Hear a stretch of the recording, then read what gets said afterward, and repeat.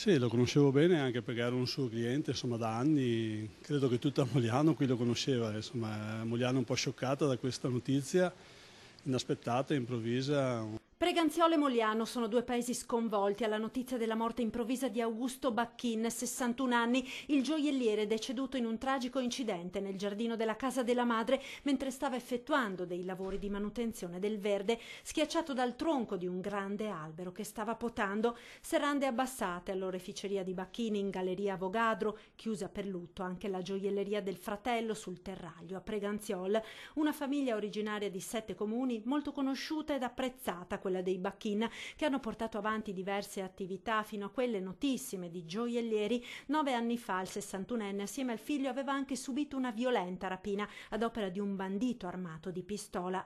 La sorte ha voluto che la tragedia si verificasse in un momento di svago, un pomeriggio di libertà dal lavoro che Augusto Bacchin aveva deciso di dedicare al giardinaggio nell'abitazione di famiglia a 7 comuni in via Bacchina, dove ora risiede l'anziana madre. La dinamica dell'accaduto è ancora al vaglio dei carabinieri di Mogliano. Quel che è certo è che il pesante tronco ha colpito l'uomo all'improvviso, schiacciandolo. Subito sono stati allertati i soccorsi, sul posto i vigili del fuoco di Treviso, i sanitari del 118 ed i carabinieri.